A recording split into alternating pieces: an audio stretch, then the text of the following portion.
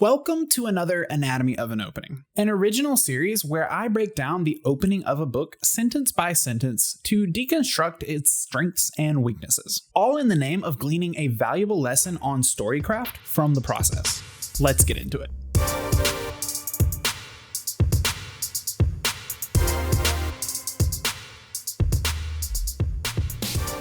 Christopher Paolini, the author of the massively successful fantasy series titled The Inheritance Cycle, has finally taken a step into a new domain, entering into the sci-fi genre with his new novel, To Sleep in a Sea of Stars. Today, we're going to talk about it. I'll start by saying I like Christopher Paolini. I liked The Inheritance Cycle, and I like this book. I think Paolini is a good storyteller. And that's necessary to get out of the way because the next thing that I'm going to say might not communicate that. The opening of this book is weak. Paolini isn't exactly known for poetic, flowery, or masterful prose, which is why I'm going to go through this opening sentence by sentence, but also talk about the larger picture of the first chapter all the way up until the inciting incident. The spoilers that I'm going to touch on will be incredibly minor, but you've been warned. Before I start reading, though, I want to make it clear that it's okay that Paolini's prose isn't exactly stealing the show here. It doesn't draw attention to itself, and that's a style in its own right. My critique won't be stemming from that. However, it does mean that there will be less saving grace when this page ends up lacking in a lot of ways. So let's just get into it. The page begins. The orange gas giant, Zeus, hung low above the horizon, huge and heavy, and glowing with a ruddy half-light. Around it glittered a field of stars, bright against the black of space, while beneath the giant's lidless glare stretched a gray wasteland streaked with stone.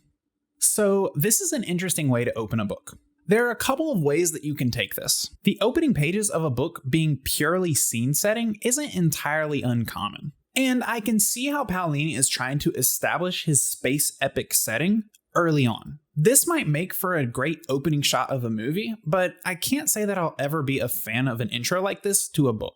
It's simply too impersonal. There's literally nothing engaging about it. You might could have gotten away with doing this in sci-fi a long time ago, but you've really got to come out with guns blazing a lot more than this. These sentences basically just say, oh, yay, we're in space.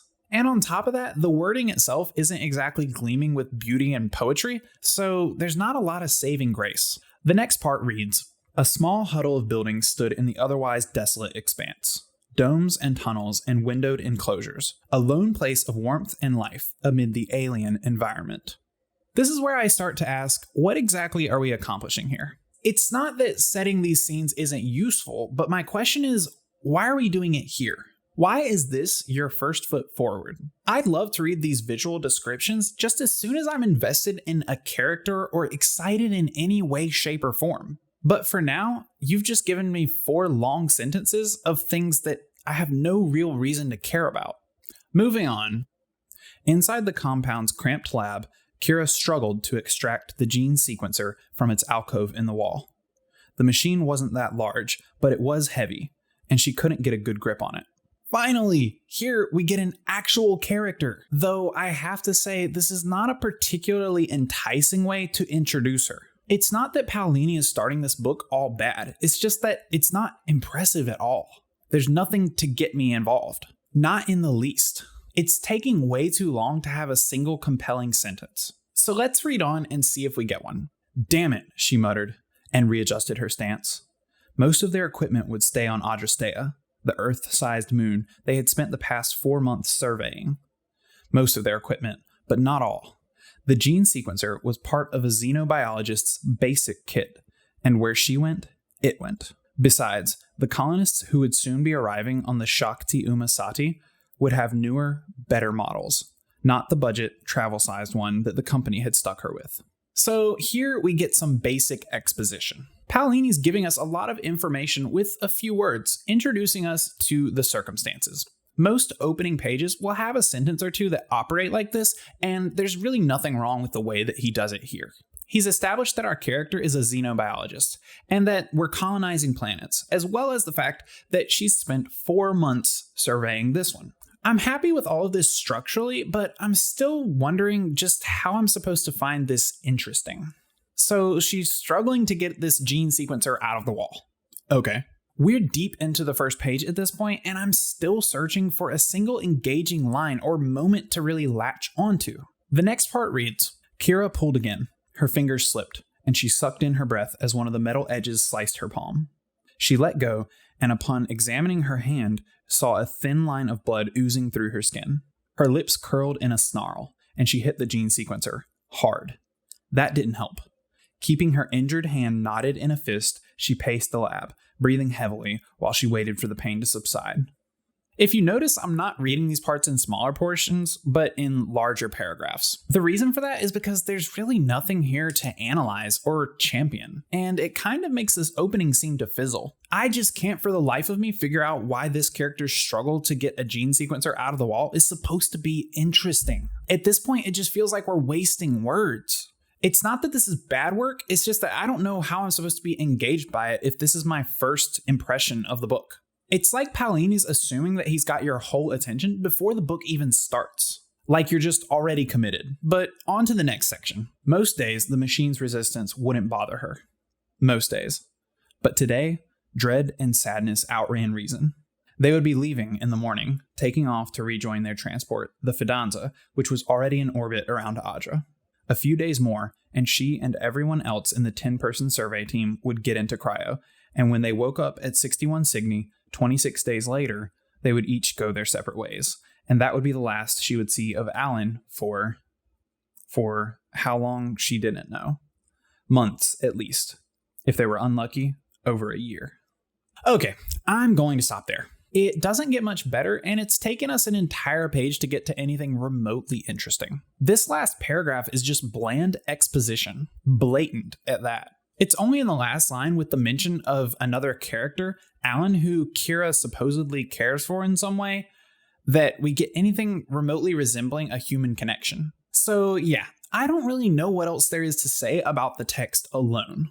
This type of first chapter honestly feels like the kind that calls for a prologue of sorts. Often, authors will begin a book with a prologue of something more exciting or shocking that might be set in a place away from our main characters and their beginning of their story, just to kind of hook the readers and pull them in and give them something to kind of latch onto, or set up a mystery, ask a question. Maybe if I read a foreshadowing prologue, I would be more on board to sit through this slog. But the problem is, I'm not. The reason that I'm holding on through this and continuing to read is because I'm already a fan of Paolini's. I trust that he knows how to tell a story, and frankly, I've waited years for this book, which means I'm going to give it a very fair chance. I've noticed that sometimes already established authors get away with things like this. It's not like Paolini was going to face agents or publishers turning him away on this opening alone. He already has a track record and name recognition. He could probably get a publishing deal without actually having to show a complete manuscript. But it makes me wonder if established authors don't always worry about this sort of thing because they know they don't really have to. They already have the readership,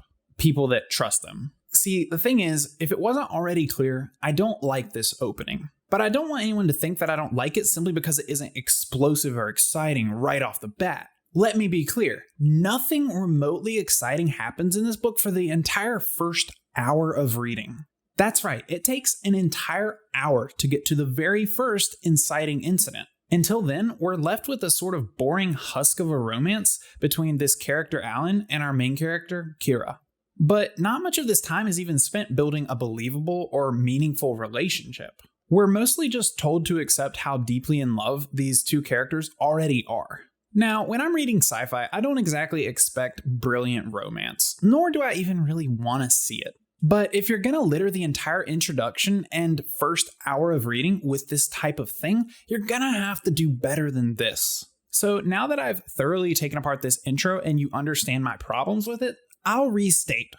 I like this book. I'm actually devouring it pretty quickly, and so far, I like it. I'll support Paolini wherever he goes, and I can't wait to finish this book as well as read more in his new fractal verse. I just wanted to use this anatomy of an opening piece to highlight some of the more negative ways that an author can open a book.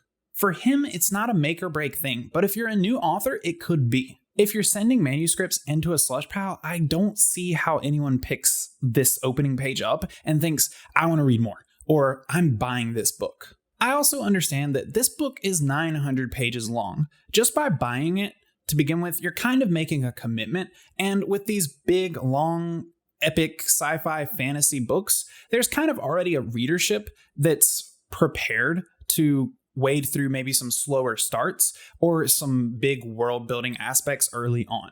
They might even prefer the calmer introduction. However, I can't help but feel like this book would be strengthened immensely with just a different way of opening it. So those are my thoughts. If you agree or disagree, be sure to comment below. And if you enjoy content like this, be sure to like the video. It helps me out a lot, and subscribe to the channel. There's new content coming out every single week. So I will talk to you guys in the next video.